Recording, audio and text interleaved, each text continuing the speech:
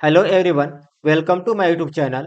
हमने एडीओ के एग्जाम को ध्यान में रखते हुए एमसीक्यू से स्टार्ट किया था, जिसमें सबसे पहले हमने पंचायती राज अधिनियम के अंतर्गत ग्रामीण निकाय और नगरीय निकाय इन दोनों को खत्म कर चुके हैं। यदि क्लास नहीं देखे हैं तो चैनल पर जाइए, प्लेलिस्ट बना हुआ है। कल से हमारी क्लास आजीविका पर हो रही है, जिसमें से आज जो हमारी क्लास होगी स्व सहायता समूह पर होगी, सेल्फ हेल्प ग्रुप पर होगी। इससे संबंधित जितने भी प्रश्न बन सकते हैं उसको देखेंगे, साथ ही साथ उसका डिटेल से एनालिसिस करेंगे ताकि पूरा टॉपिक समझ में आ जाए। यदि क्लास का पीडीएफ चाहिए तो पीडीएफ के लिए आप हमारे टेलीग्राम ग्रुप से जुड़िए, जिसका लिंक आपको डिस्क्रिप्शन में मिल जाएगा। पहला प्रश्न है, स्व सहायता समूह के गठन की प्रक्रिया के संबंध में कौन से तथ्य सही हैं? पहला, स्व सहायता समूह के प्रतिपादन से पहले गांव के नेताओं और प्रौढ़ लोगों की एक बैठक का आयोजन होगा। दूसरा, स्व सहायता समूह के गठन की योजना और उद्देश्य पर चर्चा। तीसरा, बैठक में स्व सहायता समूह के मूल सिद्धांतों के बारे में स्पष्ट रूप से चर्चा। चौथा, गठन प्रक्रिया की शुरुआत करना। ऑप्शन ए 1, 2, 3 सही है। ऑप्शन बी 2, 3, 4 सही है। ऑप्शन सी 1, 2, 3 और 4 सही है। ऑप्शन डी 1, 3, 4 सही है। देखिए प्रश्न क्या बोल रहा है कि स्व सहायता समूह के गठन की प्रक्रिया कितने चरण पे होती है, कौन कौन चरण से गुजरता है। पहला क्या होगा, स्व सहायता समूह का प्रतिपादन से पहले क्या होगा, गांव के नेताओं और क्या होगा जो वृद्ध लोग उन लोगों का एक बैठक का आयोजन होगा। साथ ही साथ स्व सहायता समूह के गठन की योजना और उद्देश्य पर चर्चा होगी। बैठक में स्व सहायता समूह के मूल सिद्धांतों के बारे में स्पष्ट रूप से चर्चा होगी। गठन प्रक्रिया की शुरुआत करना, इसके बाद क्या होगा, गठन प्रक्रिया की शुरुआत हो जाएगी। इसका सही उत्तर क्या आ जाएगा, ऑप्शन नंबर सी 1, 2, 3, 4 चारों चरण से गुजरना होता है।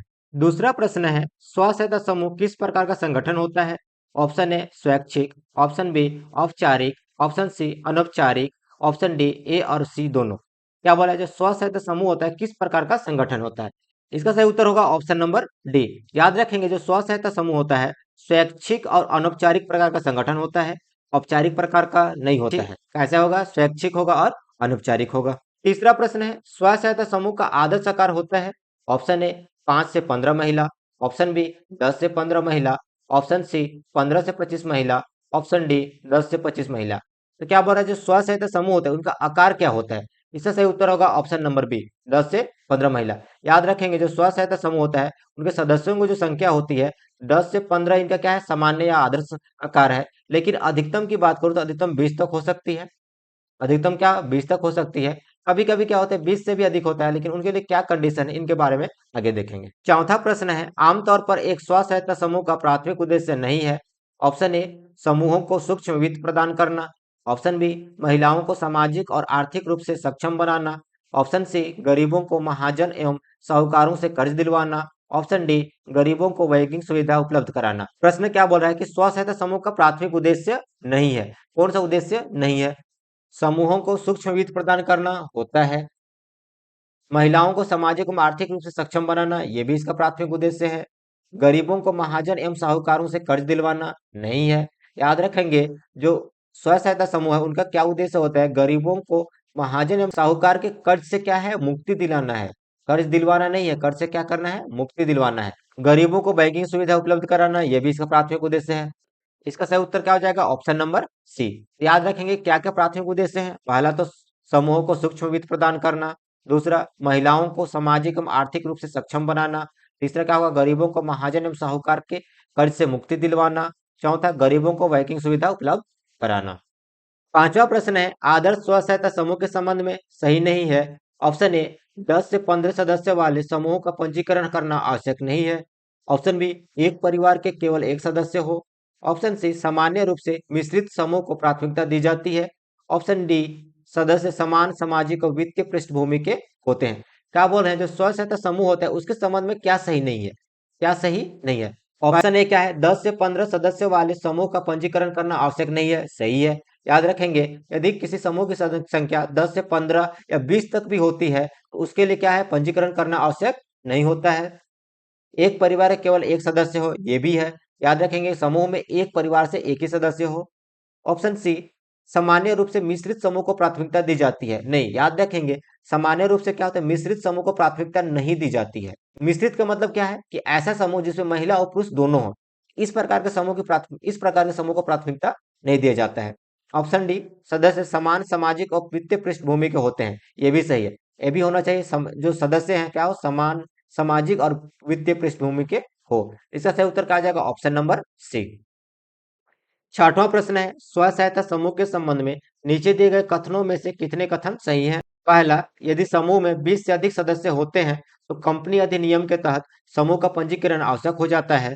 दूसरा, बिना पंजीकरण के ऐसे समूह जिसमें 20 से अधिक सदस्य हो तो कोई भी बैंक ऋण नहीं देता।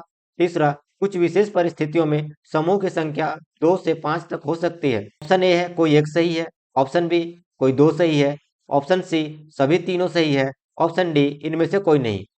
क्या बात है, जो स्व सहायता समूह है उसे कथन में सही बोल रहा है। अभी मैं बताया कि समूह के सदस्यों की संख्या क्या होती है? 10 से 15 के बीच में होती है, लेकिन अधिकतम कितनी हो सकती है? 20 तक हो सकती है।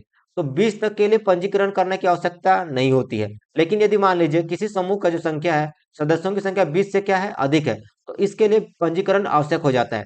कौन सा? कंपनी अधिनियम के तहत।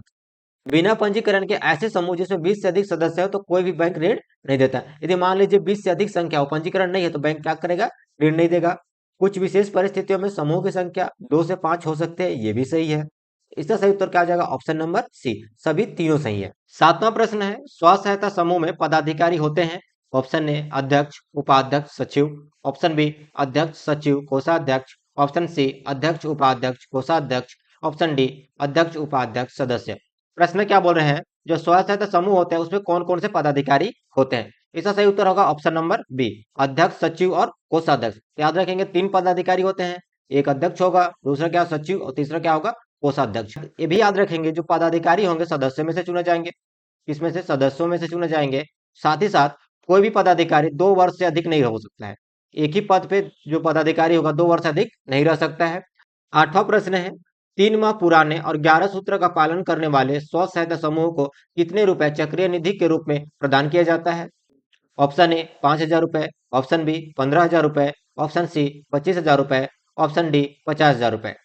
ऐसे समूह जो क्या हो? 3 माह पुराना हो, साथ ही साथ 11 सूत्र का पालन करता होगा, उसे चक्रीय निधि के रूप में कितना सहायता प्रदान किया जाएगा? इसका सही उत्तर होगा ऑप्शन नंबर बी, कितना? 15,000 रुपए। 15,000 रुपए चक्रीय निधि से सहायता प्राप्त करने के लिए समूह को कम से कम 3 माह पुराना होना चाहिए, साथ ही साथ 11 सूत्र का पालन करना चाहिए। नौवां प्रश्न है, स्व सहायता समूह की बैठक के संबंध में सही नहीं है। ऑप्शन ए माह में कम से कम एक बैठक होना अनिवार्य है।